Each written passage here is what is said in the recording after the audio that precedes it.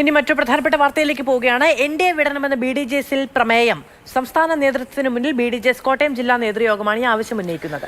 എൻഡിഎയിൽ ഘടകകക്ഷികൾക്ക് പരിഗണന ലഭിക്കുന്നില്ല, ബിജെപി ചേർത്ത് നിർത്തുന്നില്ല എന്ന വിമർശനമൊക്കെ ഉന്നയിക്കുന്നുണ്ട്. ഈ കോട്ടയം ജില്ലാ ഘടകം അങ്ങനൊരു നിലപാടിലേക്ക് വരുന്നതിന് കാരണം കോട്ടയത്താണ് തുഷാർ വെള്ളാപ്പള്ളി മത്സരിച്ചത്. വേണ്ട തരത്തിലുള്ള പിന്തുണ ബിജെപിയിൽ നിന്നുണ്ടായില്ല എന്നതാണോ ഷിനോജ് ഇപ്പോൾ ഇങ്ങനെ ഒരു പ്രമേയത്തിലേക്ക് നയിച്ചത്?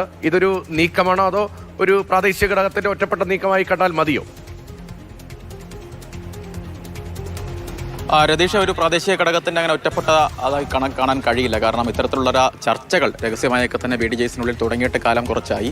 പക്ഷേ ഒരു ഔദ്യോഗികമായ രീതിയിലുള്ള ഒരു പ്രമേയമായൊക്കെ തന്നെ വരുന്നത് ഇപ്പോഴാണ്. കഴിഞ്ഞ ദിവസം കോട്ടയത്ത് ചേർന്ന ജില്ലാ നേതൃ ക്യാമ്പിലാണ് ഇത്തരത്തിൽ ഒരു ആവശ്യം അതൊരു പ്രമേയമായി തന്നെ പാസ്സാകുന്നത്. ഐക്യകണ്ഠേനയാണ് ഈ പ്രമേയം പാസ്സായത് എന്നുള്ളതും ഏറ്റവും ശ്രദ്ധേയമായ കാര്യമാണ്. കാരണം 18 നിയോജക മണ്ഡലം പ്രസിഡന്റുമാരും ഭാരവാഹികളും ഒക്കെ പങ്കെടുത്ത യോഗമാണ്. മാത്രമല്ല ഇതിന്റെ ഉദ്ഘാടകനായി എത്തിയ തുഷാർ വെള്ളാപ്പള്ളിയൊക്കെയാണ്. അത്തരത്തിൽ തുഷാർ വെള്ളാപ്പള്ളിയും ഒക്കെ വേദിയിലിരുത്തിക്കൊണ്ടാണ് ഇത്തരത്തിലൊരു പ്രമേയം പാസ്സായത് എന്നുള്ളതും ഏറെ ശ്രദ്ധേയമായ കാര്യമാണ്. മാത്രമല്ല കഴിഞ്ഞ 9 വർഷമായി ബിഡിജെഎസ് എൻഡിഎയുടെ ഭാഗമായി പ്രവർത്തിക്കുന്നുണ്ട്.